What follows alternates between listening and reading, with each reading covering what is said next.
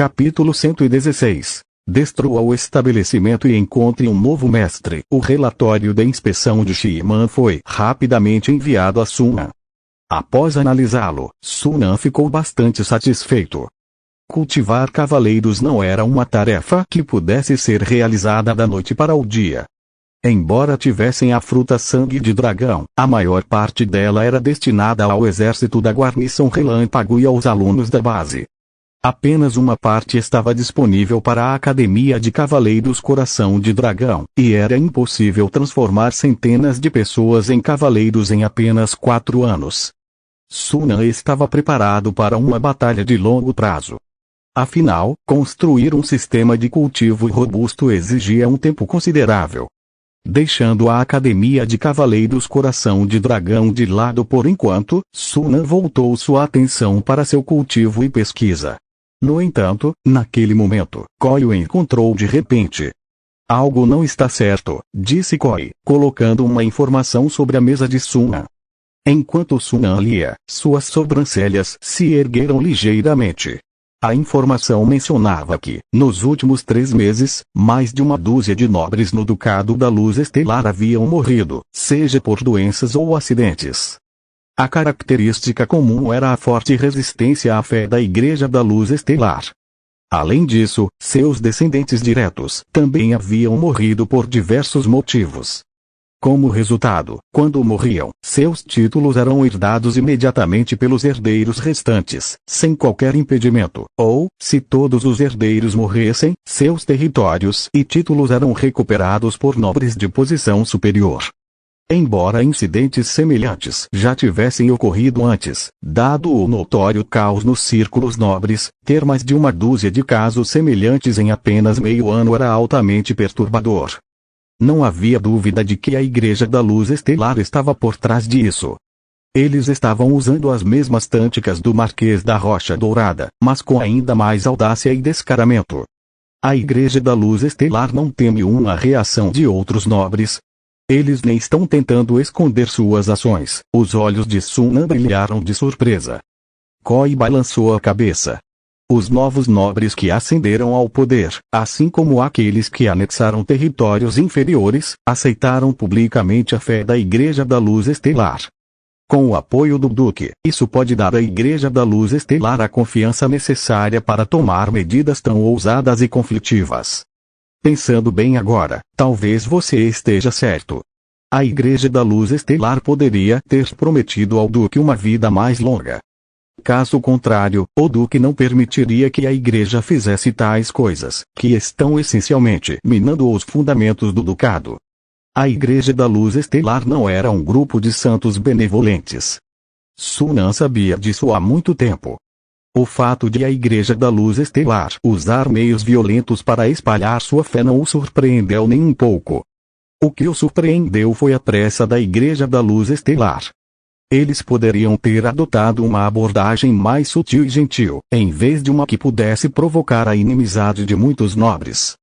Após um momento de reflexão, Sunan balançou a cabeça e perguntou: "O que você planeja fazer?" Koi cerrou os dentes e disse com firmeza: "Não vou me comprometer com o assassino do meu pai e não vou ficar de braços cruzados. Já que o Duque está determinado a ajudar a Igreja da Luz Estelar, vou derrubar o estabelecimento e encontrar um novo mestre para o Ducado." Se mais alguém estivesse lá, provavelmente teria empalidecido com as palavras de Koi. Mas Sunan permaneceu calmo, como se esperasse que Koi dissesse isso. Na verdade, ele sabia muito bem que o poder da guarnição relâmpago havia crescido rapidamente ao longo dos anos. Pelo que sabia, a Cavalaria da Rocha Negra já havia ultrapassado 1000 membros, chegando a impressionantes 1300. Era importante notar que todos eram cavaleiros, montados em corcéis fantoches de nível cavaleiro. Só esse corpo tinha o poder de arrasar qualquer província. Sem mencionar o corpo de Golem. Embora outros ainda pudessem estar no escuro, a força da guarnição relâmpago já era maior entre as 7 províncias do Ducado da Luz Estelar. Tinha o poder de derrubar o Ducado. Mais importante ainda, havia Sunan. Sua presença era a maior fonte de confiança para Koi em sua resistência contra o Ducado da Luz Estelar. Koi estava confiante de que, com Sunan ao seu lado, a guarnição relâmpago era invencível. Mesmo que não conseguissem derrubar o Ducado da Luz Estelar, poderiam facilmente estabelecer uma fortaleza e dominar uma região. E o Marquês da Torre Branca? Perguntou Sunan. Já falei com ele, e ele apoia meu plano, disse Koi seriamente. Sunan assentiu em compreensão. O Marquês da Torre Branca já havia formado uma aliança com Koi por meio de casamento, tornando-os parentes por afinidade, então não era surpresa que unissem forças. No entanto, esse relacionamento não era um motivo principal. Para alguém da estatura do Marquês da Torre Branca, uma filha solteira era muito menos importante do que os interesses de sua família. A força militar demonstrada pela guarnição relâmpago foi o fator-chave que convenceu o Marquês da Torre Branca. Sendo assim, vá em frente e faça o que precisa fazer. Com a promessa de Sunan, o rosto de Koi se iluminou e ele imediatamente sentiu uma onda de energia. Suas palavras me tranquilizaram. Embora já tivesse se decidido, Koi não agiu imediatamente. Em vez disso, ele começou a fazer os preparativos em segredo. Por outro lado, Sunan também começou a providenciar guardas para Koi. Dado o comportamento imprudente da Igreja da Luz Estelar, era incerto quando eles enviariam assassinos atrás de Koi. Como Sunan não podia estar ao lado de Koi o tempo todo, a melhor solução era fornecer-lhe proteção suficiente. Com o lucro contínuo da mina, Sunan estava em posição de ser generoso. Ele prontamente sintetizou 2 leopardos lendários da Rocha Negra para proteger Koi constantemente. Além disso, providenciou 3 golems de aço, 20 aranhas de lâmina dupla e mais de 100 golems de pedra na mansão do Lorde. Combinados com os guardas originais, isso formou uma rede defensiva firmemente unida, garantindo que não houvesse brechas na segurança. Uma formação tão formidável tornaria impossível até mesmo para um cavaleiro lendário do Terceiro Anel se infiltrar silenciosamente. Além disso, o próprio Koi estava quase no nível de cavaleiro lendário, então não havia muito com o que se preocupar. Quanto à base, havia ainda menos com o que se preocupar. Já era defendida por mais de 20 golems de aço e golems de pedra de elite. Mesmo um aprendiz de mago de 3º nível como ele passaria por maus bocados se ousasse atacar. O mês do trovão, abril, chegou. Após 6 meses de desenvolvimento, a cidade do Lago Negro parecia ter se adaptado ao governo dos magos. Tudo corria bem. Os leões com rosto humano que haviam assinado contratos de alma com Sunan, incluindo Carolina, estavam se comportando bem e não haviam tentado nenhuma manobra dissimulada. O ambiente hostil do mundo subterrâneo havia criado uma selva brutal onde os fortes atacavam os fracos. Os seres inteligentes que viviam ali geralmente seguiam a regra de que a força era primordial e a força era o que importava. Como resultado, tendiam a respeitar e admirar o poder. Depois de testemunhar a produção diária de vários golems na fábrica de marionetes e reconhecer a força de Sunan, Carolina tornou-se cada vez mais respeitosa e gradualmente aceitou seu papel de todo o coração. Para alguém como ela, uma vez que jurasse lealdade genuinamente, sua eficiência na execução de tarefas era excepcionalmente alta. Ela estava determinada a cumprir as ordens de seu mestre a qualquer custo. Em meados do trovão, Carolina já havia reunido todos os materiais necessários para criar o núcleo mágico da runa. Bom trabalho! Vendo os metais raros dispostos na bancada, Sunan assentiu satisfeito e elogiou Carolina, algo que raramente fazia. O rosto de Carolina se iluminou de alegria. De repente, ela se lembrou de algo e disse: Mestre, houve sinais de carniçais perto da mina 3. Eles parecem estar sondando a mina. Além disso, houve avistamentos de vampiros perto da mina 2. Se eles vierem novamente, não hesite, mate-os. Sunan assinou com a mão, dispensando-o. A força combinada das cidades-estado de Mato e Uzinão era muito maior que a de Dark Lake City. Se Sunan conseguiu conquistar Dark Lake City antes, certamente conseguiria agora, dado seu poder aumentado. A única razão pela qual ele ainda não havia atacado aquelas cidades-estado era que as minas ao redor de Dark Lake City não estavam totalmente desenvolvidas, e Mato e Ozen estavam longe demais para lançar um ataque surpresa. Agora que o estavam provocando ativamente, Sunan não tinha a intenção de se conter. No mundo brutal do submundo, uma resposta forte e decisiva à investigação era essencial. Caso contrário, o oponente o subestimaria. Sim, mestre. Com um aceno de mão, Sunan dispensou Carolina e voltou sua atenção para os materiais na bancada. Ele estendeu a mão e passou-a sobre a bancada. Os materiais metálicos derreteram instantaneamente em uma bola de metal derretido, flutuando à frente de Sunan. Com sua experiência anterior, Sunan estava mais habilidoso desta vez. Levou pouco mais de um dia para criar com sucesso um segundo núcleo de runa mágica. Sunan então recuperou o primeiro núcleo de runa mágica de seu corpo e colocou ambos no cubo de síntese. Logo, um novo núcleo de runa mágica aprimorado estava pronto. Vamos chamá-lo de núcleo de runa mágica de nível 2. O nome na interface de síntese ainda era núcleo de runa mágica, mas para diferenciá-lo, Sunan adicionou um prefixo. O núcleo de runa mágica de nível 2 não parecia muito diferente.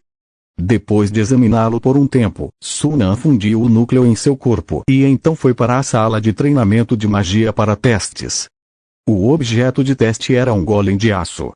Primeiro, ele testou o poder de ataque.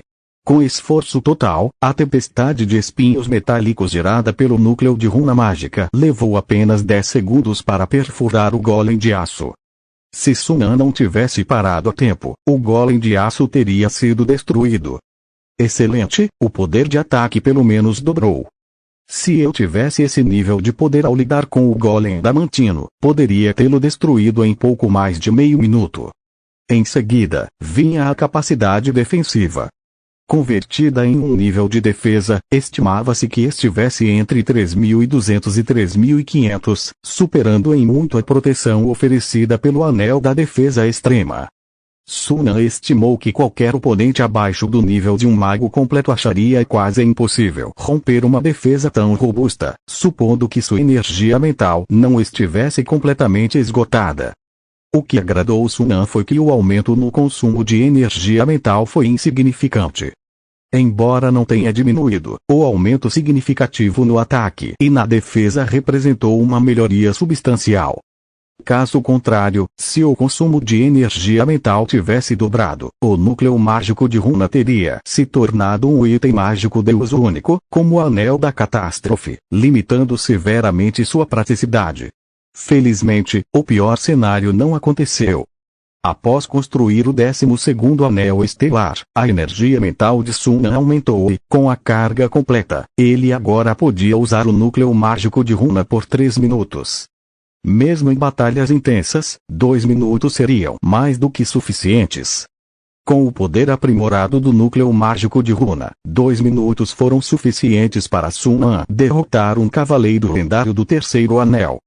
Isso fortaleceu ainda mais meu trunfo. Sunan estava eufórico. Com o cubo de síntese, o núcleo mágico de runa tinha potencial para crescimento infinito. No entanto, suas capacidades físicas e mentais precisavam acompanhar. Ao fundir o núcleo mágico de runa de nível 2, Sunan já sentia uma tensão perceptível em seu corpo e mente. Claramente, ele não conseguia fundir um terceiro núcleo naquele momento.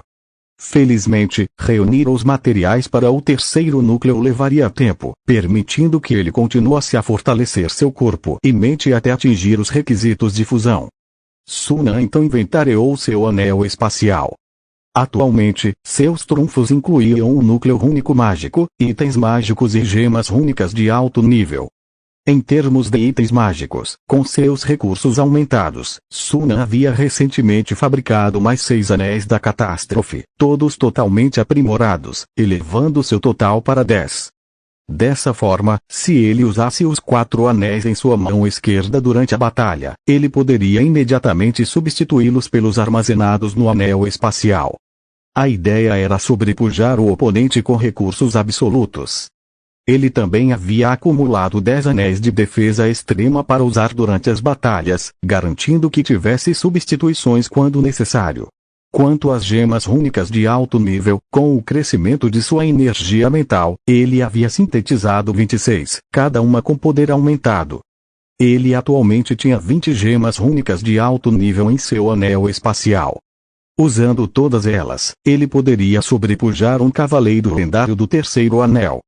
Além disso, o cubo de síntese sempre continha 20 golems de pedra de elite e uma aranha de lâmina dupla aprimorada ao nível de um cavaleiro lendário. Estes também podiam ser considerados parte de seus trunfos. No geral, a força evidente de Sun Quan, como um aprendiz de mago de terceiro nível, o colocava no meio do grupo, com sua habilidade de destaque sendo a conjuração silenciosa. Mas com seus inúmeros trunfos, ele poderia se classificar entre os melhores. Mesmo contra os mais elitistas aprendizes de mago de terceiro nível, ele tinha uma chance de lutar. Infelizmente, sintetizar uma marionete lendária do segundo anel exige recursos demais. Se eu pudesse sintetizar uma, seria um verdadeiro trunfo. Sun Quan havia testado. Sintetizar um golem de pedra lendário do segundo anel exigia 456 golems de pedra de elite, quase 10 vezes o número necessário para um golem de pedra lendário do primeiro anel. Claramente, no nível lendário, cada passo adiante vinha com um aumento geométrico no número de componentes necessários. O custo final de um golem de pedra lendário do segundo anel era de quase 20.000 moedas de ouro. Mesmo usando toda a receita anual da guarnição relâmpago, ele conseguia sintetizar apenas algumas. No entanto, no nível lendário do segundo anel, o valor transcendia os termos monetários. Se tivesse que escolher entre 20.000 moedas de ouro e um guerreiro lendário do segundo anel diligente, qualquer nobre, incluindo Koi, sem dúvida escolheria este último. Na verdade, se Sun Quan decidisse sintetizar uma, ele conseguiria. No entanto, ele tinha muitas utilidades para os golems de pedra e não podia dispor de tantos de uma só vez. Além disso, ele preferia sintetizar a aranha de lâmina dupla, mais ágil, ao invés do pesado golem de pedra. Para sintetizar uma aranha de lâmina dupla lendária do segundo anel, ele precisava de 118 aranhas de lâmina dupla de nível cavaleiro ápice. Mas Sun Quan ainda precisava economizar por um tempo. Vamos com calma. As minas estão longe de se esgotarem, então o dinheiro não é um problema. Com tempo suficiente, eventualmente serei capaz de sintetizar uma marionete lendária do segundo anel. Capítulo 117. A hora de Ami brilhar. Na entrada da base, o som de cavalos relinchando e pessoas gritando enchia o ar. Um grupo de membros da guilda descarregava caixas das carroças, soando profusamente devido ao esforço. Perto dali, um mordomo gritava em voz alta: "Cuidado! Movam-se com cuidado! Estes são bens valiosos. Se quebrarem alguma coisa, não conseguirão pagar nem com um mês de salário." Entre a multidão, havia mais de uma dúzia de indivíduos excepcionalmente altos e musculosos, com pelos grossos e feições animalescas distintas. Carregavam caixas pesadas com facilidade, uma debaixo de cada braço. Musal assistiu à cena e assentiu para si mesmo. Pareceu uma decisão sábia acolher esses homens fera. Eles poderiam servir como guardas e trabalhadores, suportando dificuldades sem reclamar. Um salário poderia contratar o equivalente a 2 ou 3 trabalhadores, tornando-se uma escolha muito econômica. Após o desastre da bestificação, os homens fera não podiam mais permanecer no Principado do Céu Estrelado. Eles eram desprezados e expulsos para onde quer que fossem. Assim, os homens fera migraram para países vizinhos. Um número significativo deles acabou no Principado de Flor Espinho. Graças ao apelo de Ota, Musal decidiu acolher um grupo de homens fera, o que inicialmente causou alguma controvérsia dentro da guilda. No entanto, agora parecia a decisão certa. Enquanto ponderava, um estrondo chamou sua atenção. Os portões da base se abriram lentamente e imponentes golems de argila emergiram, cada um carregando várias caixas empilhadas que pareciam incrivelmente pesadas. Quando chegaram à caravana, os golems de argila colocaram as caixas delicadamente no chão, mas o baque ainda deixou os membros da guilda boquiabertos de espanto. Esses grandões são tão fortes. Aposto que essas caixas pesam 1 tonelada. Ouvi dizer que se chamam golems. Tão incrível. Os membros da guilda sussurravam uns para os outros, apontando e se maravilhando com os golems de argila. Especialmente os novos recrutas, que os encaravam com olhos arregalados de curiosidade. Senhor Shiman. Os olhos de Musao brilharam ao ver uma figura saindo da base, e ele rapidamente foi cumprimentá-lo. Comparado ao jovem e inexperiente Shiman de alguns anos atrás, o Shiman parado diante dele agora exalava uma postura calma e firme, impondo respeito. Há quanto tempo, presidente Musao? Após trocarem gentilezas, Shiman apontou para as caixas empilhadas no chão e disse com um sorriso: estes são os metais para esta transação. Todos foram fundidos em lingotes. Peça ao seu pessoal para contá-los e, se tudo estiver em ordem, prosseguiremos com o preço combinado.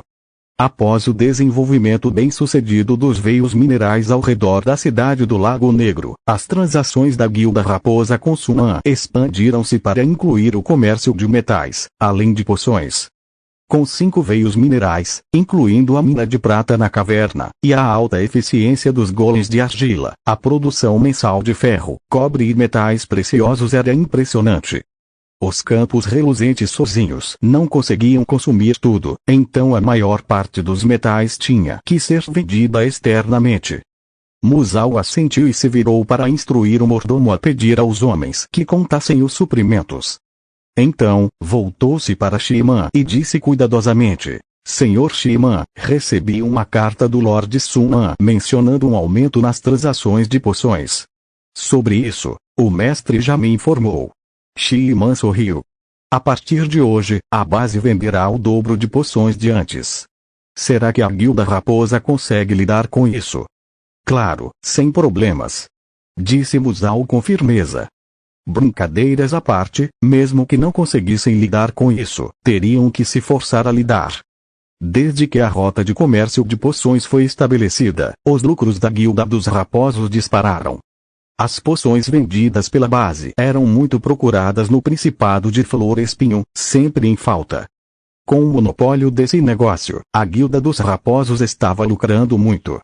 Em tal situação, Musao jamais deixaria outros se intrometerem. Sem mencionar que a capacidade da Guilda dos Raposos poderia facilmente lidar com o dobro da quantidade de poções. Mesmo que não conseguissem, poderiam desenvolver agentes para vender parte das poções, ficando com uma parte dos lucros e ainda assim fazer uma fortuna. Qualquer pessoa sensata saberia o que fazer. Que bom ouvir isso. Encontrar outro parceiro de negócios confiável seria bastante problemático, disse Shiman com um sorriso. Senhor Shiman, fique tranquilo. A Guilda dos Raposos pode lidar com qualquer quantia que nos enviar. Musao deu um tapinha no peito, assumindo um firme compromisso. Então, ele perguntou cautelosamente. Há alguns dias, respondia o Lord Suman, mencionando a possibilidade de atuar como agente de poções mágicas. O que o Lord Suman disse? As poções mágicas às quais Musao se referiu não eram as poções diluídas, mas o artigo genuíno. Essas poções diluídas eram tesouros raros para cavaleiros comuns, mas para grandes cavaleiros, seus efeitos eram um tanto fracos. Somente as poções mágicas genuínas e não diluídas podem despertar o interesse dos grandes cavaleiros. Desenvolver este grupo como clientes aumentará nossos lucros. Shiman sorriu e disse: o mestre concordou com seu pedido, presidente Musao. De agora em diante, forneceremos uma certa quantidade de poções de nível 0 para a Guilda Raposa de Fogo todos os meses. No entanto, há 2 condições. Musao se animou e respondeu com entusiasmo: por favor, continue. A primeira condição é que as poções de nível 0 fornecidas à Guilda Raposa de Fogo não possam ser vendidas no Principado do Céu Estrelado. Se nossas poções forem encontradas no Principado do Céu Estrelado, independentemente do motivo, a agência de poções de nível 0 será encerrada imediatamente. Musao hesitou por um momento, mas depois assentiu. sem problemas.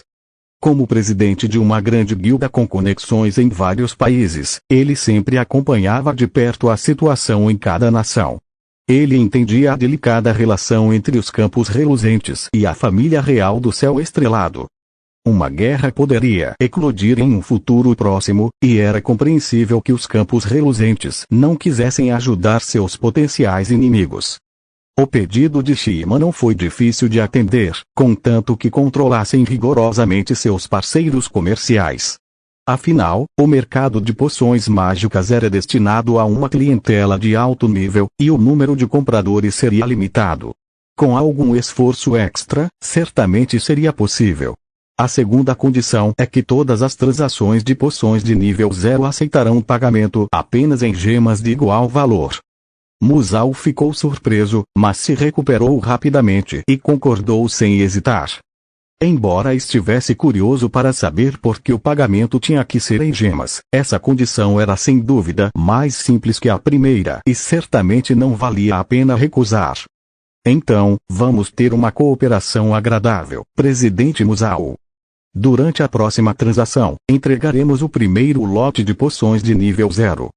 Obrigado, Sr. Shima. Com o objetivo principal de sua visita alcançado, Musou estava de bom humor. Ao apertar a mão de Shima, ele sutilmente lhe passou um pequeno saco de gemas. Shima olhou para ele, mas não recusou, sorrindo ao aceitá-lo. A base estava produzindo em massa vários bonecos de golem, e as gemas necessárias para criar núcleos de alma eram escassas. Foi por isso que o mestre insistiu no pagamento em gemas. O pequeno saco de gemas seria suficiente para criar mais de uma dúzia de núcleos de alma, ganhando uma quantidade significativa de pontos de contribuição. 2 horas depois, ambas as partes concluíram a troca de mercadorias. Enquanto observava a caravana partir, Shima ordenou aos golems de argila que transportassem os itens de volta para o armazém. Ele então deixou a base e seguiu para o quarto jardim de plantas mágicas. O quarto jardim de plantas mágicas havia sido inaugurado há 3 meses, e hoje era o dia em que o primeiro lote de plantas mágicas amadureceria. Ele precisava colhê-las e trazê-las de volta para a base. Com cada vez mais alunos aprendendo a criar poções de nível 0, a demanda da base por diversos materiais básicos aumentava. Para resolver isso, o mestre abriu mais 2 jardins de plantas mágicas. Um ficava perto da cidade Relâmpago e o outro ficava no mundo subterrâneo. Corria o boato de que o 5º e o 6º jardins de plantas mágicas estavam escolhendo os locais e se preparando para a construção. Desde que se juntou à base, Shima testemunhou todas as suas mudanças. Ele podia sentir a prosperidade e o crescimento da base. Talvez em um futuro próximo, a base pudesse se transformar em uma torre mágica, como descrito nos livros. Ele esperava testemunhar esse dia com seus próprios olhos. No mundo subterrâneo, na cidade de Darklak. No Palácio Central, no escritório. O escritório silencioso estava impregnado de uma fragrância suave e relaxante, o aroma de chá de flores calmantes. Sunan estava sentado à sua mesa, desenhando e escrevendo diligentemente, com uma xícara de chá de flores calmantes ao seu lado. O chá, infundido com flores calmantes, ajudava a focar a mente e a aumentar a concentração, o que era benéfico para pesquisas experimentais. No entanto, seu uso mais comum era auxiliar na meditação. Somente Sunan, que possuía 3 jardins de plantas mágicas e estava construindo mais 2, podia se dar ao luxo de usar flores calmantes para preparar chá. Depois de um longo tempo, Sunan largou a pena e esvaziou a xícara de chá de um só gole. Deixando a xícara de lado, olhou para o novo design sobre a mesa e sorriu satisfeito. Após meses de pesquisa, ele finalmente combinou a tecnologia de miniaturização de golems e marionetes de gemas para criar uma nova marionete. O corpo, os músculos, os ossos e os órgãos internos da nova marionete eram feitos principalmente de diamante, com prata secreta usada para os vasos sanguíneos e tendões. O coração foi criado a partir de uma gema única de alto nível, complementada por vários metais raros e materiais básicos, como prata e ouro. A marionete final não apenas teria um corpo indestrutível, mas também poderia utilizar o poder das partículas de energia através da gema única de alto nível. Além disso, seria inscrita com múltiplos truques mágicos, magias de primeiro e segundo níveis, dando-lhe a capacidade de conjurar magias. De acordo com o design de Sun-An, a marionete final, embora não atingisse um nível de um mago completo, seria significativamente mais poderosa do que um típico aprendiz de mago de terceiro nível. Mesmo alguém como não seria páreo para a nova marionete. O único problema é o custo. Apesar dos cortes de custos, a estimativa inicial para a criação de tal marionete ainda era bastante alta. 16 quilos de mitril, mais de 1000 unidades padrão de diamantes, cerca de 20 gemas únicas de alto nível e uma grande quantidade de materiais básicos.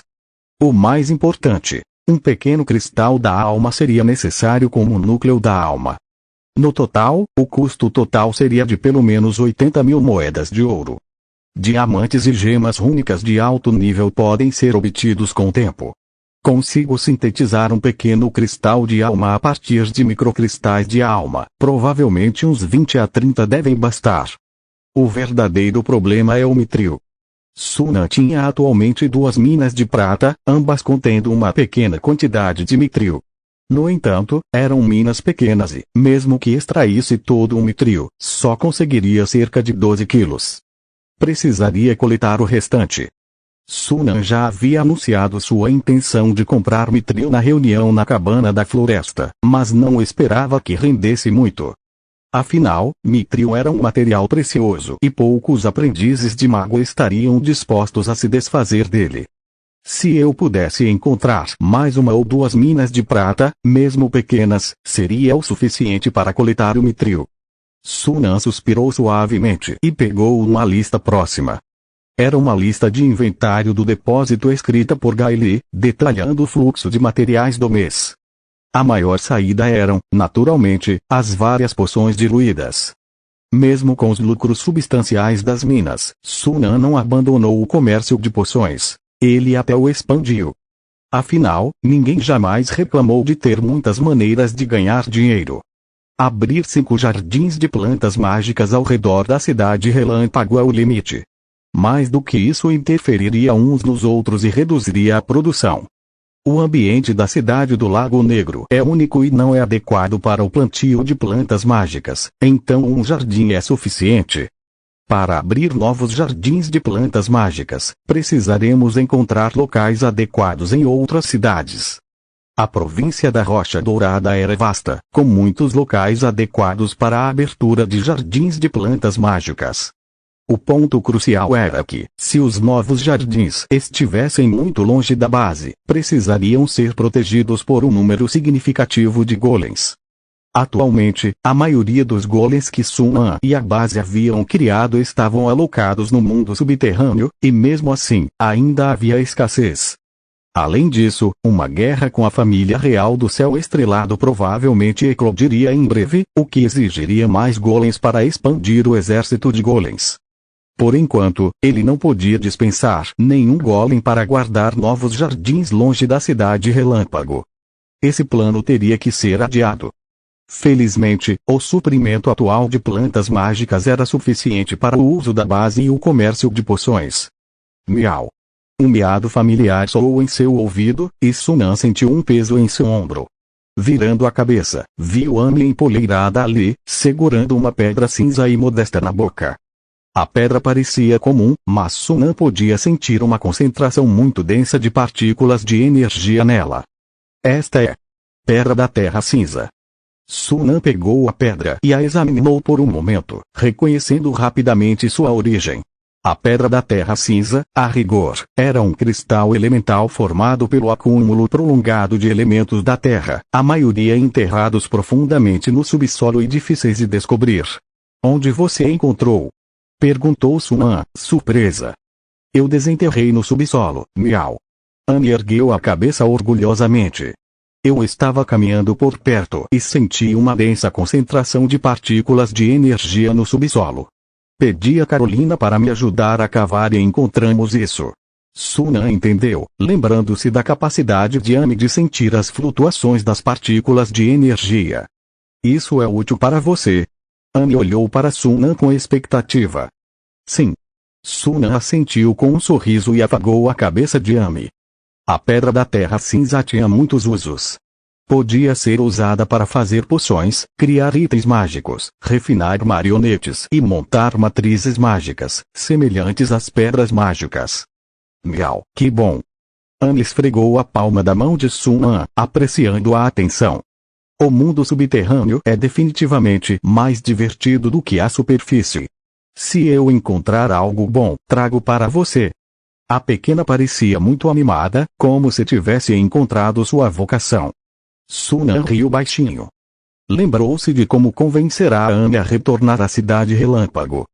Na época, ele esperava usar a habilidade de Ame de sentir as flutuações das partículas de energia para encontrar legados mágicos ou materiais raros.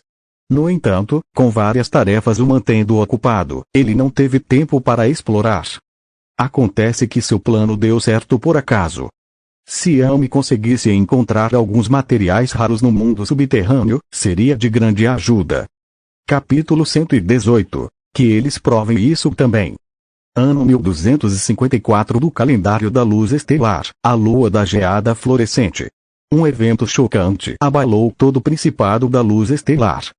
O Marquês Coyanerest, conhecido como o Marquês da Centelha, denunciou publicamente a fé da luz estelar, acusando a Igreja da Luz Estelar de orquestrar assassinatos contra a nobreza e causar o caos na nação.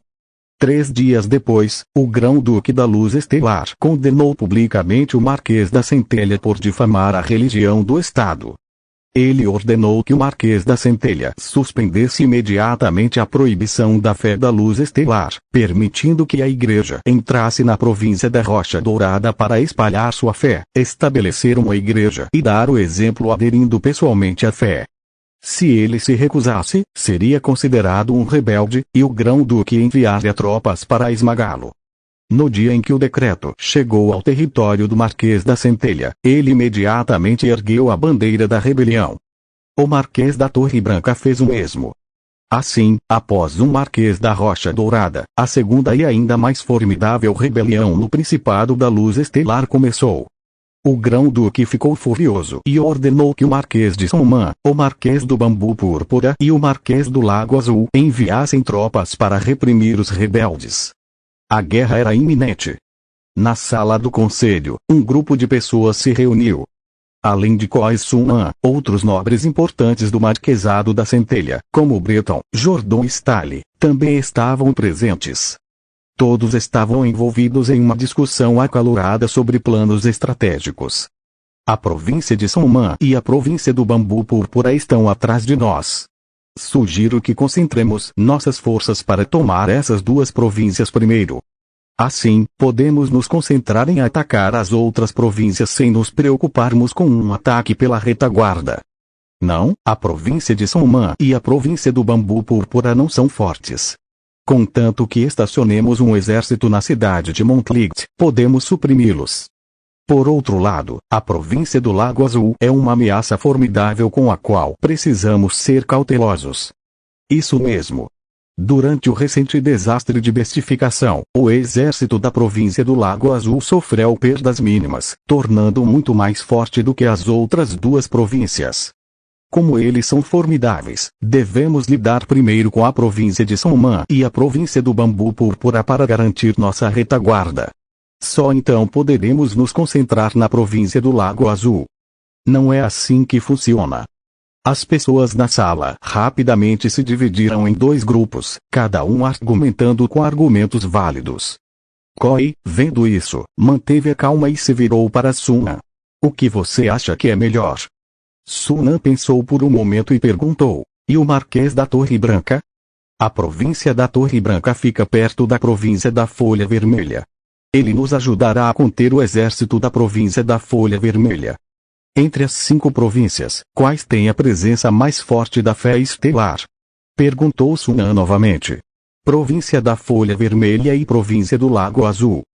Coy respondeu sem hesitar, claramente bem informado sobre o assunto. A fé estelar tem o total apoio da família real, e suas atividades missionárias na província da Folha Vermelha têm sido as mais bem-sucedidas. É seu território mais extenso e poderoso. Em segundo lugar está a província do Lago Azul.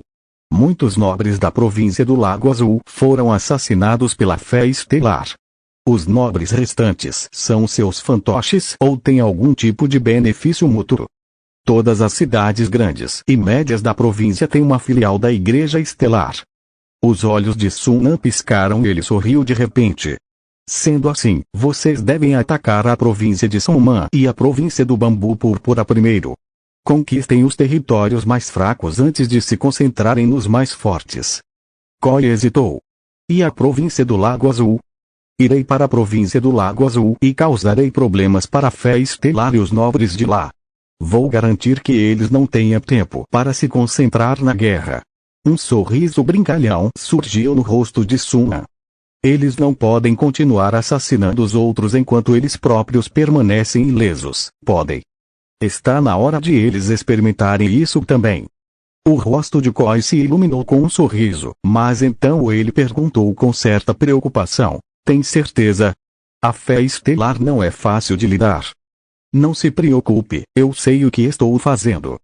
Sun Nan sorriu, sua voz calma, mas exalando uma confiança e força reconfortantes. Ao ouvir isso, Koi assentiu e não disse mais nada. O salão ficou em silêncio, e todos ouviram a conversa entre o Lord Sun Nan.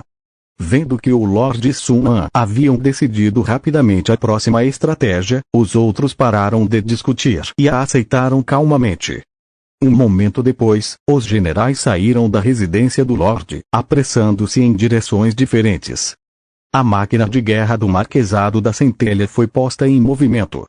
Mundo subterrâneo, cidade do Lago Sombrio. Fábrica de marionetes.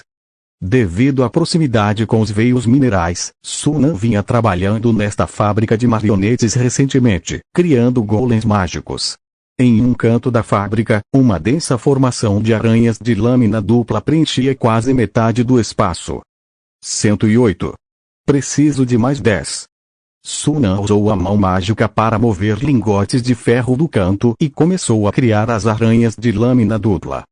Antes de seguir para a província do Lago Azul, Sun Nan precisava fazer preparativos completos. Criar marionetes secretas estava fora de questão. Ele ainda não havia reunido materiais suficientes. No entanto, criar aranhas e 2 lâminas no nível de uma lendária do segundo círculo era perfeitamente viável. Sun Nan vinha acumulando essas aranhas nas últimas semanas. Se não fosse pelo lote que dera a Koi, já teria 118 delas. Mesmo assim, estava perto, e não demoraria muito para atingir esse número. Com materiais de sobra, Sun Nan passou a maior parte do dia criando mais 8 aranhas e 2 lâminas.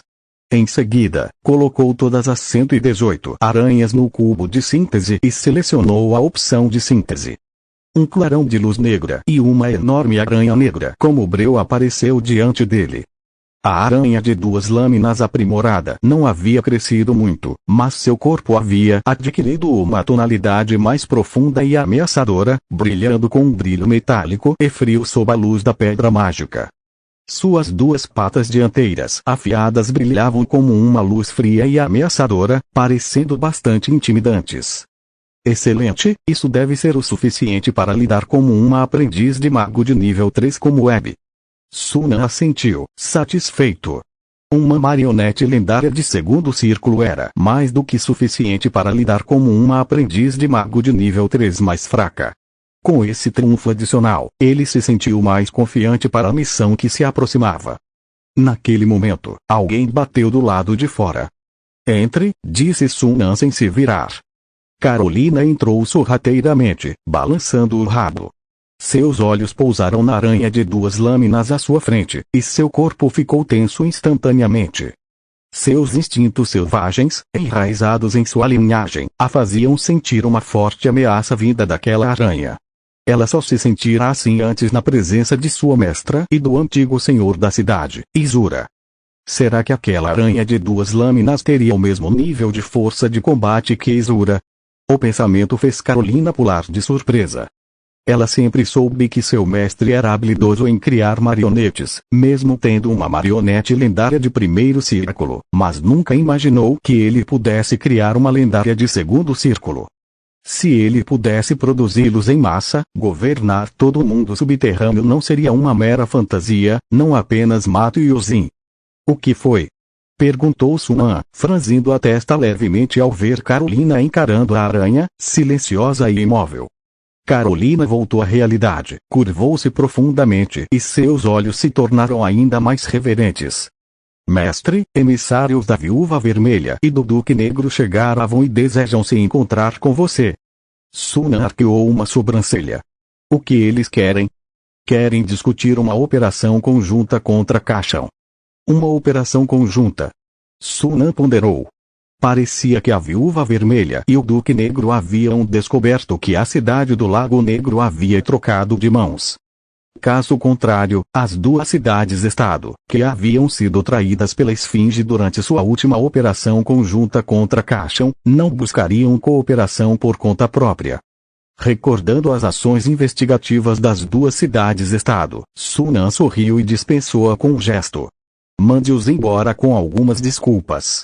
Estou muito ocupada para lidar com isso agora. Conversaremos quando eu tiver mais tempo. Carolina hesitou, mas acabou não dizendo nada, apenas se curvando em reconhecimento. Sim, mestra. Depois que Carolina saiu, Sunan guardou a aranha de 2 lâminas e se preparou para ir ao depósito buscar mais golems mágicos. Ele sabia o que Carolina estava prestes a dizer, mas não dava muita importância à ideia de cooperação. No passado, a Esfinge não conseguia enfrentar os insetos de Kashan sozinha, e por isso buscava cooperação. Agora, a Cidade do Lago Sombrio havia se tornado muito mais forte. Mesmo sem a ajuda das outras duas cidades-estado, elas tinham força para enfrentar Kashan. Além disso, o poder da Cidade do Lago Sombrio só aumentaria com o tempo. Em 1 ou 2 anos, um contra-ataque contra Kashan poderia até ser possível. Com confiança suficiente, Sunan não tinha a intenção de se envolver nas maquinações políticas das outras duas cidades-estado. Mais ainda, ele poderia até usar a agressão de Kashan para enfraquecer Mato e Ozin e, em seguida, anexar essas duas cidades-estado para expandir seu território. As ambições de Sunan iam muito além da Cidade do Lago Negro, no mundo subterrâneo. No entanto, esses planos ainda estavam em fase conceitual e tudo dependia da situação com Kashan. Primeiro, vamos lidar com a fé estelar. Saindo do armazém, Sunan retornou à superfície. Ele invocou o dragão oculto, que apareceu silenciosamente ao seu lado. Ele saltou em suas costas e lançou um feitiço de leveza. O dragão oculto soltou um rosnado baixo e correu para frente em grande velocidade. Enquanto Carolina os observava saindo da oficina, franziu a testa ligeiramente. Ela tinha uma vaga ideia de que uma guerra estava prestes a eclodir na superfície. Os movimentos recentes dos golems mágicos também confirmaram essa informação. Atualmente, embora os insetos de Kashan estejam inquietos, não há sinais imediatos de uma invasão. Não é de se surpreender que o mestre esteja concentrando sua atenção no mundo da superfície. No entanto, rejeitar categoricamente os pedidos de cooperação da Viúva Vermelha e do Duque Negro parece um pouco confrontacional demais. Afinal, do ponto de vista geográfico, a Cidade do Lago Negro está sob grande ameaça de Kashan. No passado, a Viúva Vermelha e o Duque Negro se aproveitaram disso, frequentemente explorando a Cidade do Lago Negro. Izura, irritada com o comportamento deles, os havia enganado. Recusar a oferta agora poderia levar à retaliação da Viúva Vermelha e do Duque Negro, o que seria uma dor de cabeça para a Cidade do Lago Negro. Apesar desses pensamentos, Carolina não ousou questionar a decisão de seu mestre. Quando entrou na sala do conselho, seu belo rosto estava calmo, sem nenhum traço de sua turbulência interna. 2 pessoas estavam sentadas no salão. À direita, havia uma mulher de beleza impressionante, com olhos vermelhos sangue e pele pálida e sem sangue. Ela usava um manto negro, exalando uma aura arrepiante. Era a enviada de Mato, uma vampira. À esquerda, havia uma criatura humanoide com uma cabeça de crânio, o corpo envolto em carne enrugada e a pele de um cinza azulado sinistro. Tinha mãos afiadas e com garras, e suas órbitas oculares ocas brilhavam como uma chama verde sinistra. O mais impressionante era a chama negra que circundava sua cabeça como uma coroa, emitindo uma aura fria e arrepiante, apesar de ser fogo. Era a enviada de Ozin, uma criatura. Peço desculpas, mas meu mestre está ocupado e não pode vê-la. Por favor, volte outra hora, disse Carolina diretamente assim que entrou no salão. O rosto da vampira de mato escureceu, reprimindo a raiva. Você está brincando, Carolina. Eu viajei até aqui, até a cidade do Lago Sombrio, e você me dispensa com uma desculpa tão ridícula. Acha que nós, de mato, somos fáceis de intimidar? Carolina permaneceu calma. Não tenho essa intenção, mas meu mestre está realmente muito ocupado. Se quiser, pode ficar aqui por um tempo até que ele esteja livre e possa se encontrar com você. Ficar? Por quanto tempo? O rosto da vampira ficou ainda mais sombrio. Carolina, não guardamos rancor pelo último incidente e até viemos aqui para discutir cooperação. É assim que você responde à nossa sinceridade? Carolina permaneceu impassível. Isso foi obra da Isura, não do meu mestre. A vampira estava furiosa e prestes a falar novamente, mas foi interrompida pela criatura de Ozin. Parece que a cidade do Lago Sombrio não tem intenção de cooperar. A criatura se levantou e lançou a Carolina um olhar frio e indiferente, as chamas da alma em seus olhos brilhando com uma luz arrepiante.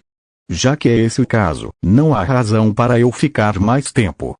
Com isso, a criatura saiu do salão sem hesitar. A vampira franziu a testa e a seguiu, murmurando: Você vai se arrepender disso, Carolina. Assim que o acólito deixou Dark Lake City, ouviu o vampiro alcançá-lo atrás. Você está lidando bem com isso? Carolina estava claramente nos ignorando, e você não está nem um pouco bravo. O acólito olhou para ela e respondeu calmamente: De que adiantaria ficar bravo? Você planeja lutar contra Carolina no território deles. Além disso, a posição de Dark Lake City é clara. Meu trabalho é relatar isso ao Duke Black. O que acontecer a seguir é com ele. A expressão do vampiro se suavizou, embora ela ainda estivesse irritada. Aquela vadia da Carolina, ela costumava agir com tanto orgulho, mas agora está se humilhando para um humano. Que baixo! Não é um humano qualquer, mas um mago. As chamas da alma nos olhos do acólito tremeluziram, como se estivesse em profunda reflexão.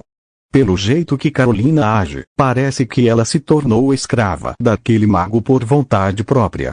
Deve ser preciso um ser extremamente poderoso para fazê-la se submeter daquele jeito.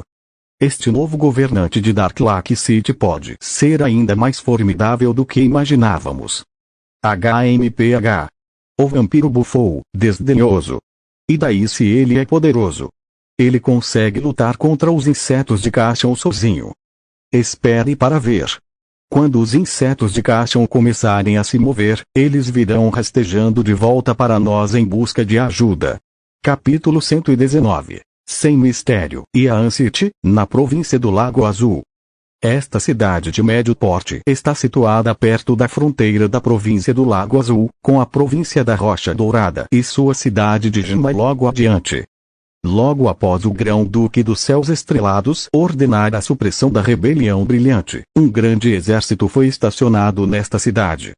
A tempestade iminente transformou a outrora movimentada cidade em uma cidade fantasma. Nas ruas, as únicas pessoas vistas são soldados correndo, sem civis à vista. Na residência do senhor da cidade, a sala do conselho. Mais de uma dúzia de pessoas estão sentadas ao redor da mesa. À cabeceira da mesa está o Barão Nolai, um confidente próximo do Duque do Lago Azul e comandante do exército de vanguarda.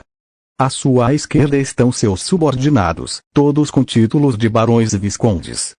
Como resultado, o Barão Bode, o governante da cidade de Ian, é relegado à ponta da mesa, com o rosto repleto de um sorriso cauteloso e insinuante. À direita, senta-se um grupo de pessoas vestidas com túnicas azul escuras. Cada uma dessas túnicas é adornada com uma harpa estelar brilhante e um emblema de chamas no peito. Qualquer um que veja esse traje pode adivinhar sua identidade. Seguidores do culto estelar. À frente do grupo está o sumo sacerdote Jensen Rosário, do culto estelar. Seu olhar percorre lentamente os nobres do lado oposto, fixando-se finalmente no Barão Nolai. Barão Nolai, quando planejam lançar o ataque. Os olhos do Barão Nolai brilham com um toque de desagrado diante da resposta direta de Jensen, mas ele o reprime, considerando a posição de Jensen. Ele força um sorriso e diz: os suprimentos ainda precisam de mais alguns dias para serem mobilizados. Sumo sacerdote Jensen, por favor, seja paciente. Assim que os suprimentos chegarem, lançaremos o ataque imediatamente. Não há necessidade disso. Jensen franzia a testa ligeiramente. Pelo que entendi, o domínio lustroso concentrou suas forças principais na cidade do Monte Luz. Parece que planejam capturar primeiro a província de Soman e a província do Bambu Púrpura. As tropas estacionadas na cidade de Jinmai são poucas. Embora eu não seja um especialista militar, sei que esta é uma boa oportunidade. Se atacarmos agora, podemos tomar a cidade de Jinmai em questão de dias. A escassez de suprimentos não afetará o plano geral. Não é bem assim. Antes que o Barão Nolai possa responder, um visconde interrompe com uma expressão séria. A força do domínio lustroso é bem conhecida. Tanto o corpo de Golem quanto a cavalaria da Rocha Negra são forças de primeira linha no continente. Embora as tropas na cidade de Jinmai sejam poucas, não podemos ter certeza se esses dois corpos estão lá. Por segurança, é melhor enviar batedores para coletar mais informações e aguardar a chegada dos suprimentos. Certo, é melhor ser cauteloso. Considerando que estamos lidando com o domínio lustroso. Guerra não é um jogo. Não podemos nos precipitar na batalha por capricho. Isso nos levará à ruína. Os nobres se intrometem, um após o outro, concordando com o visconde. Vendo o rosto sombrio de Jensen, o Barão Nolai pigarreia e diz lentamente: sumo sacerdote Jensen, compartilhamos o mesmo objetivo de suprimir rapidamente os rebeldes. No entanto, devemos proceder com cautela. Tenho certeza de que você não quer que acabemos como o Duque de Rocha Dourada, quer? Ao mencionar o Duque de Golden Rock, os olhos de Jensen brilham. Foi durante aquela guerra que o domínio lustroso demonstrou seu formidável poder militar, uma lembrança que ainda causa arrepios nos nobres. Respirando fundo, Jensen acalma sua agitação interior e recupera a compostura. Eu ultrapassei meus limites. Questões de guerra são melhor deixadas para comandantes experientes como o Barão Nolai. Sua renomada destreza no campo de batalha é bem conhecida por mim. O Barão Nolai acena com a mão e ri. Sumo sacerdote Jensen, você me bajula. Isso tudo é passado. Pausando, seu sorriso desaparece e ele fica mais sério. No entanto, preciso incomodá-lo com a questão da segurança. Você já ouviu falar da trágica derrota do Barão da Tempestade, não é? Se Sunan conseguir se infiltrar em nossas fileiras, as consequências serão terríveis. O nome Sunan parece ter um efeito mágico, fazendo com que os nobres presentes se tornem excepcionalmente solenes. Aqueles familiarizados com as batalhas passadas do domínio lustroso sabem o papel significativo que Sunan desempenhou e as habilidades misteriosas e poderosas que ele possui. Se Sunan se aproximasse deles, não teriam confiança em se defender contra ele. Se os comandantes fossem eliminados antes mesmo de a guerra começar, a batalha terminaria antes mesmo de começar. Fiquem tranquilos, pessoal. Os lábios de Jensen se curvam em um sorriso confiante. Consegui mão de obra suficiente.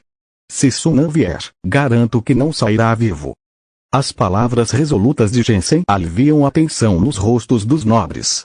O olhar do Barão Nolai percorre os membros do culto estelar à direita da mesa, notando suas expressões confiantes e calmas, e suas próprias preocupações se acalmam um pouco. Então, a decisão é sua, sumo sacerdote Jensen.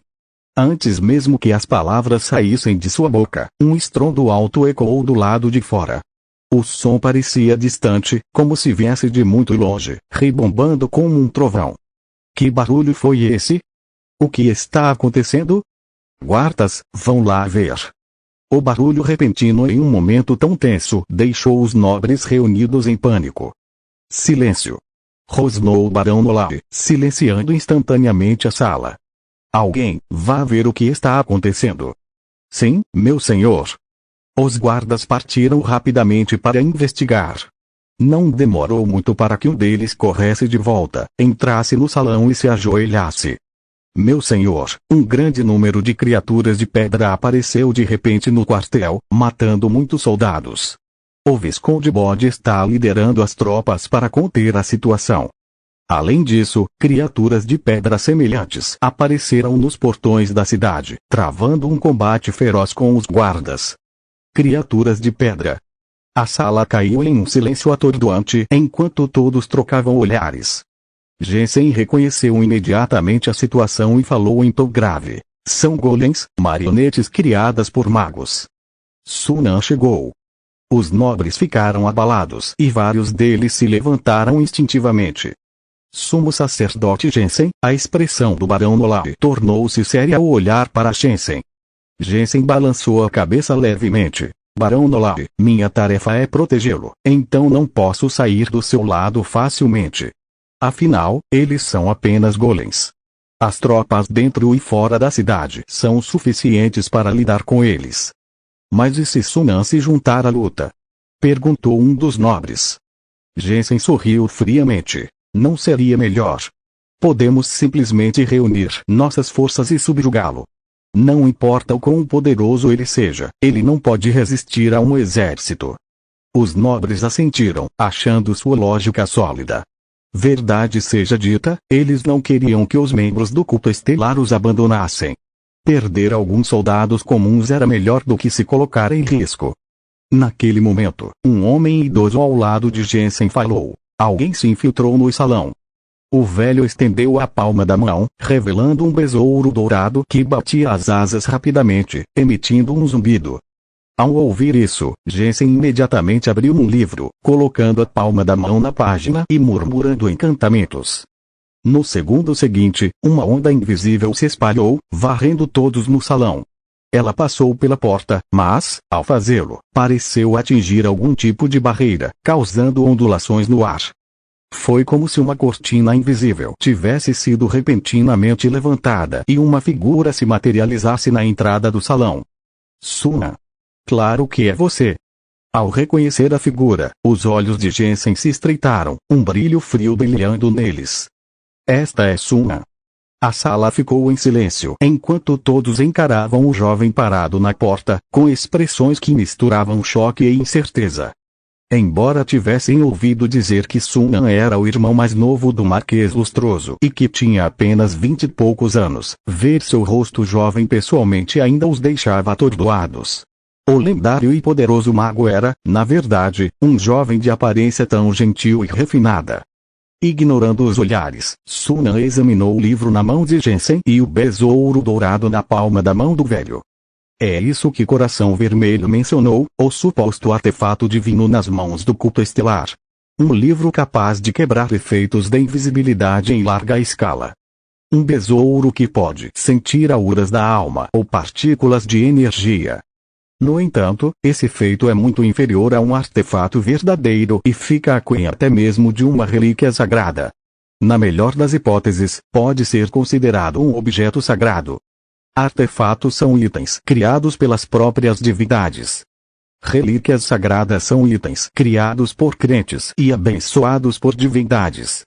Objetos sagrados são itens criados por fiéis e colocados diante de estátuas divinas, gradualmente imbuídos de um traço de favor divino ao longo de anos de orações diárias. A diferença de poder entre os diferentes níveis de itens é imensa. Se os itens nas mãos desses cultistas fossem artefatos verdadeiros, Sunan se viraria e partiria sem pensar duas vezes. Se fossem relíquias sagradas, ele consideraria recuar. Mas se fossem apenas objetos sagrados, com seus muitos trunfos, ele poderia se dar ao luxo de se envolver em uma luta.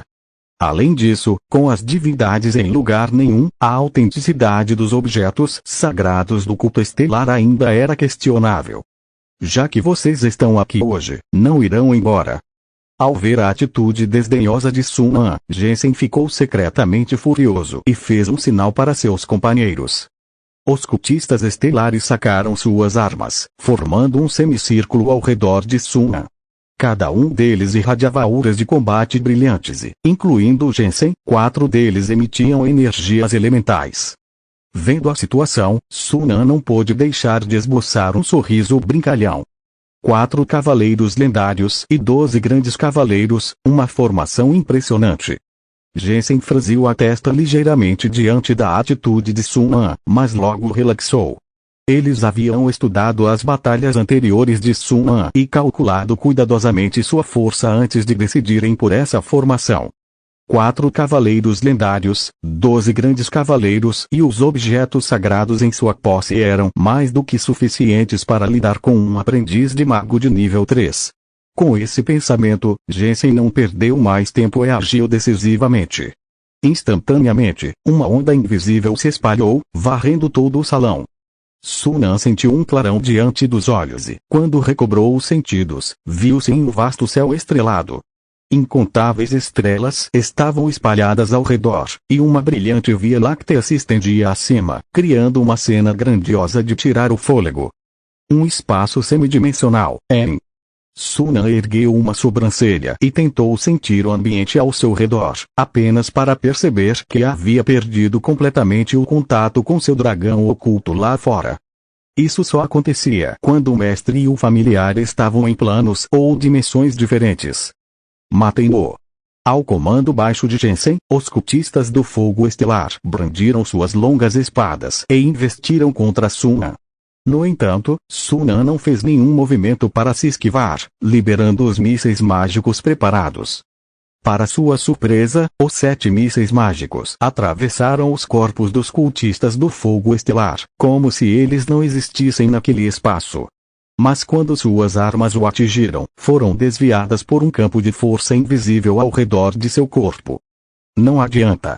Este é o poder concedido pela grande divindade estelar. Vocês não podem nos machucar aqui. Jensen zombou, com o rosto cheio de confiança. Para ele, um mago não passava de um alvo para seus objetos sagrados, incapaz de fazer qualquer coisa além de levar uma surra.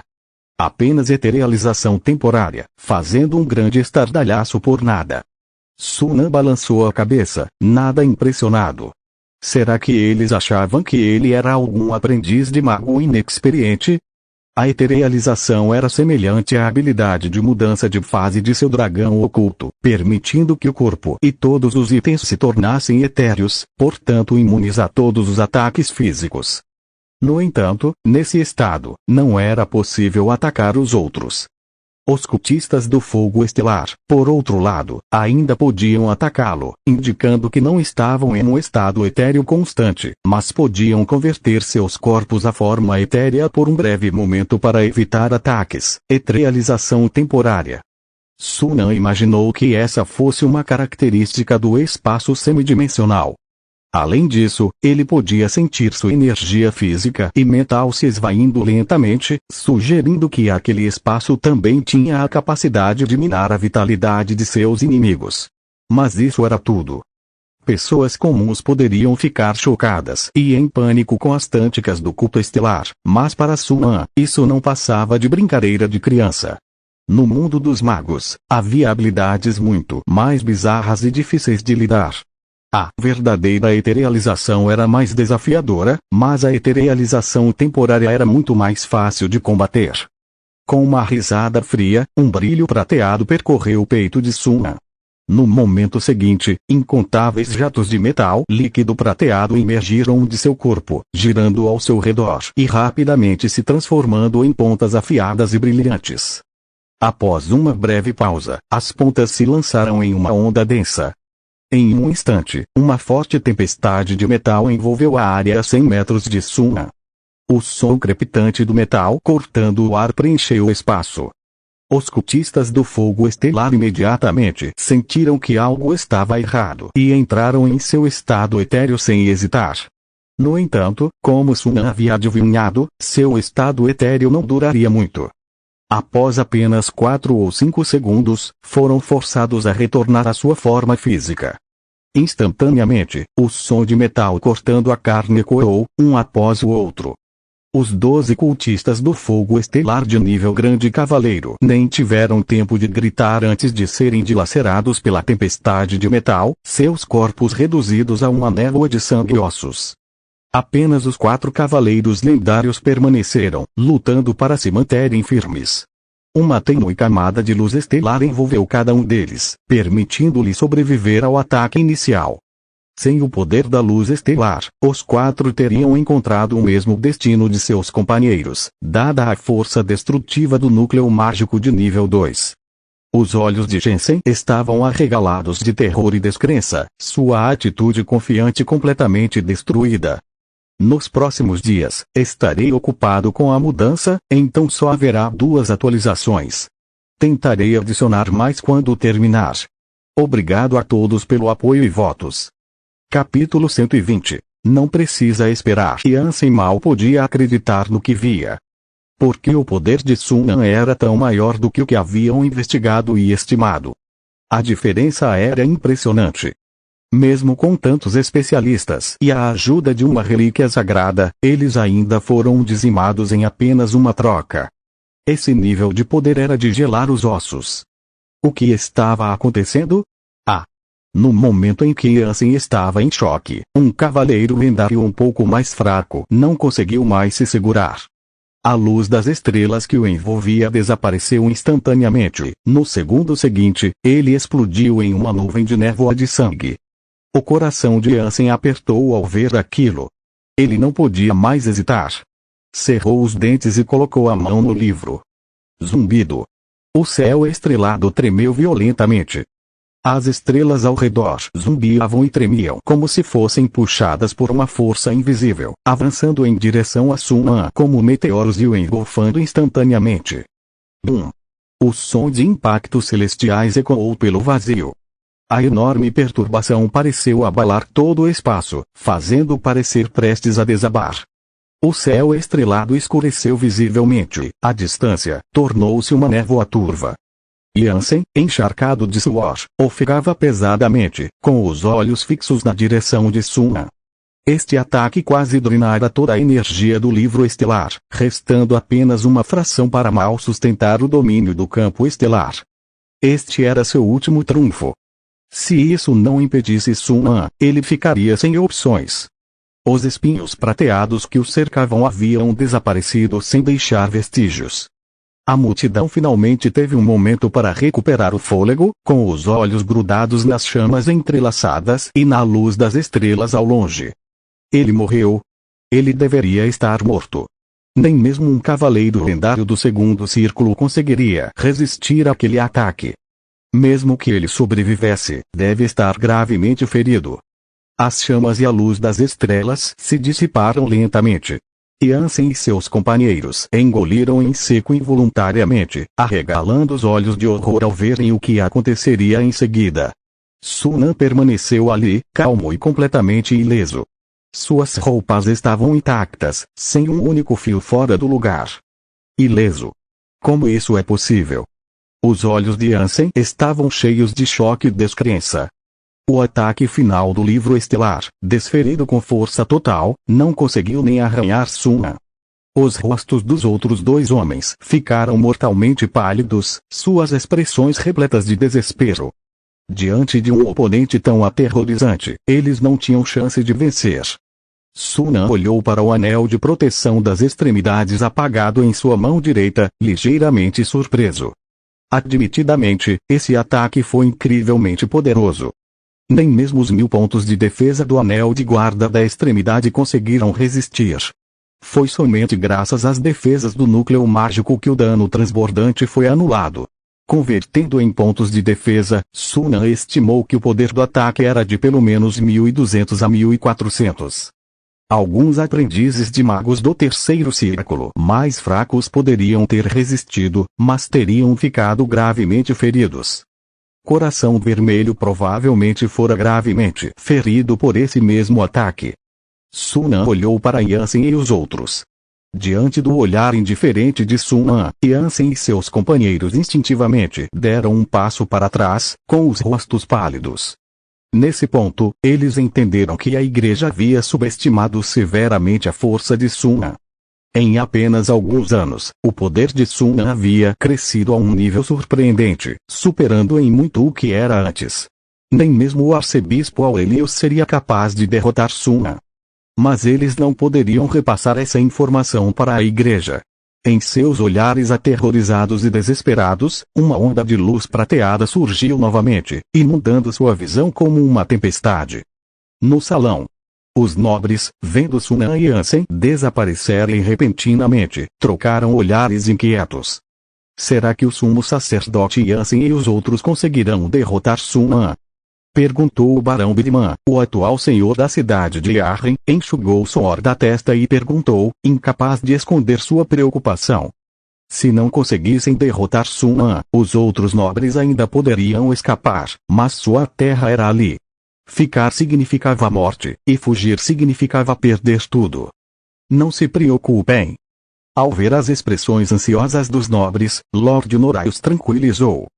O sumo sacerdote Ansem está bem preparado desta vez. Ele definitivamente derrotará Sunan. Lord Norai está certo. Sunan está sozinho. Ele não pode se igualar ao sumo sacerdote Ansem e os outros. O sumo sacerdote Ansem parecia tão confiante antes. Não há problema. Para acalmar o desconforto, todos concordaram com Lord Norai. No entanto, apesar de suas palavras, ninguém queria ficar. Eles imediatamente tentaram sair da sala do conselho para reunir suas forças e cercar a área. Mas assim que saíram do salão, ouviram o estrondo caótico de gritos e berros. O que está acontecendo? Lord Norai franziu a testa, exigindo uma resposta. Um guarda rapidamente se adiantou para relatar. Meu senhor, 2 monstros apareceram no pátio. Que tipo de monstros? Lord Norai estava perplexo. Sunan não estava sendo mantido pela Igreja do Fogo Estelar. Como monstros apareceram?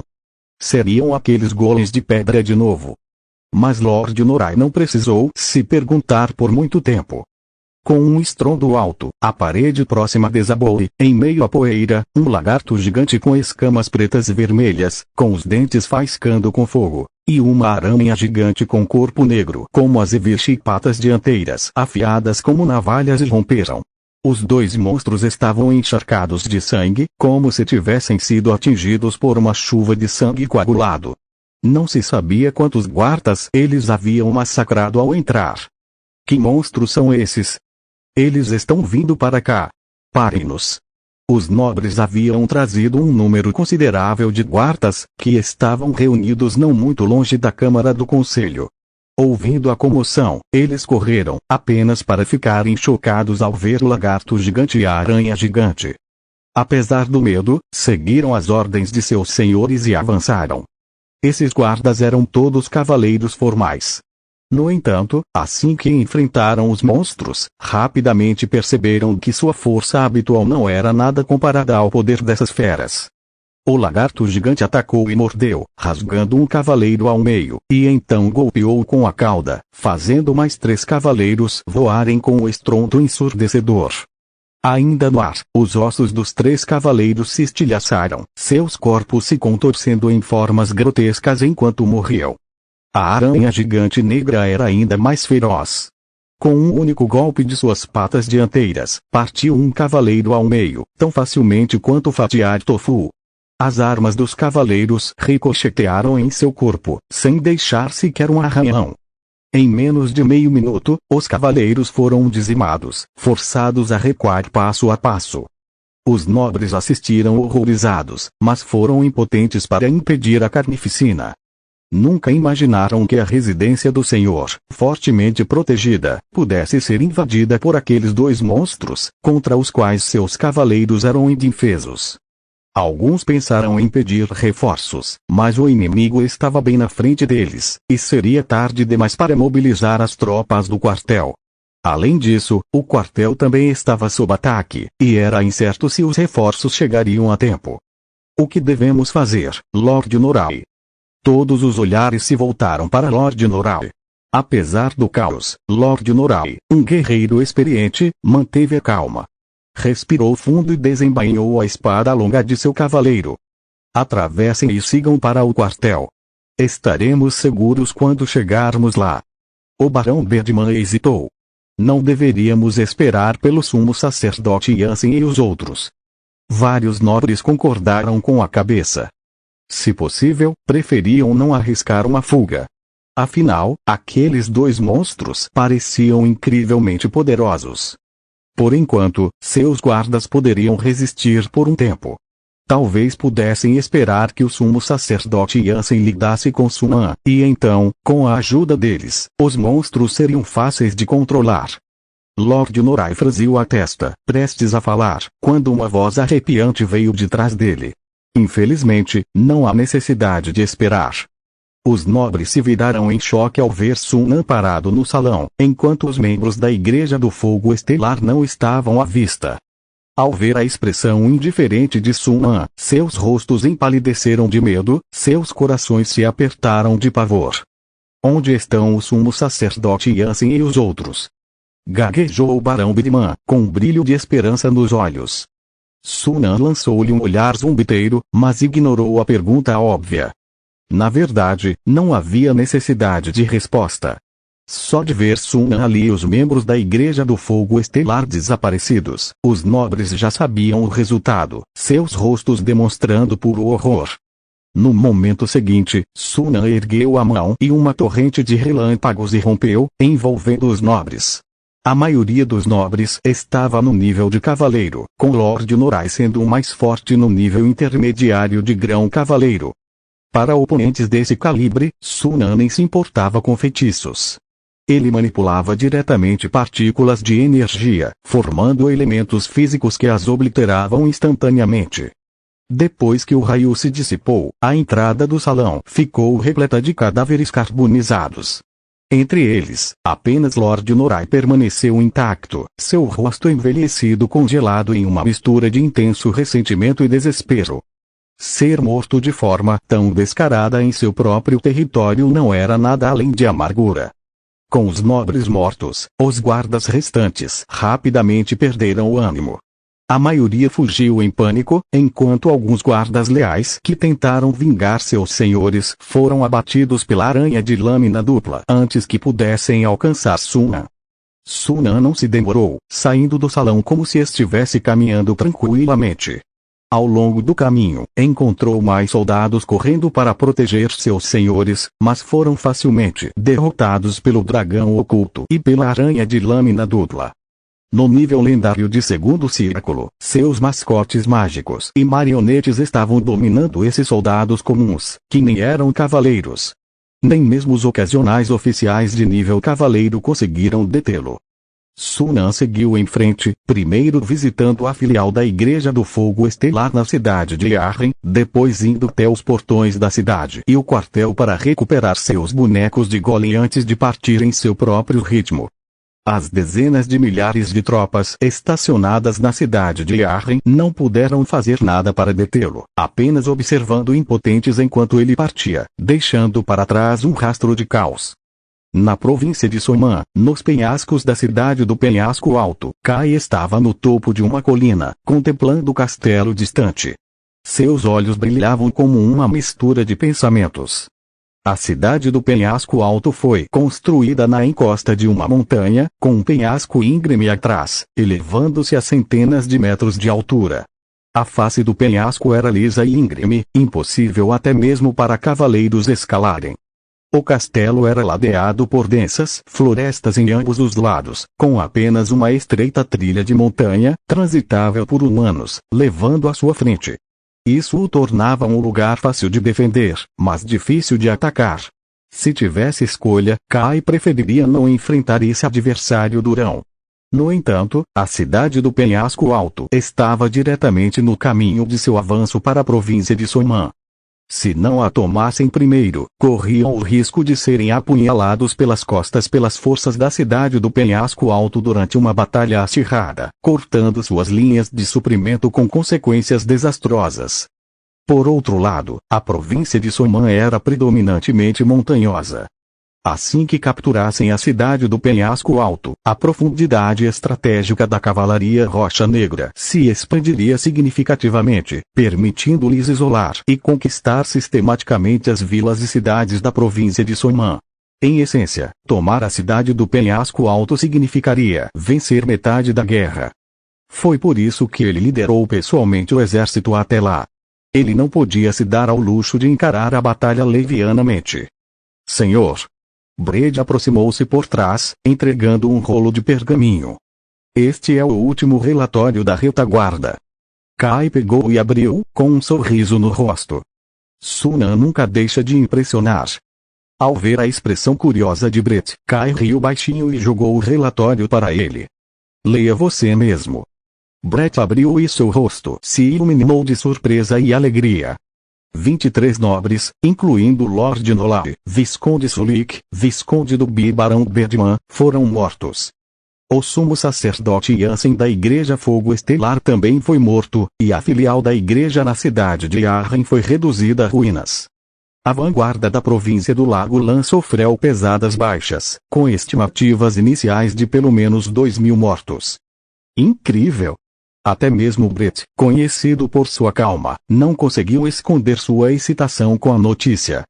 Com um golpe tão severo e a perda de seu comandante, a vanguarda da cidade de Arren não estaria em condições de atacar a cidade do Trigo Dourado tão cedo.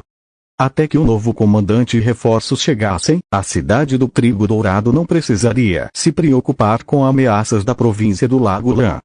Quanto à possibilidade de a província do Lago Lan enviar rapidamente novos reforços e um comandante, Brede tinha suas dúvidas.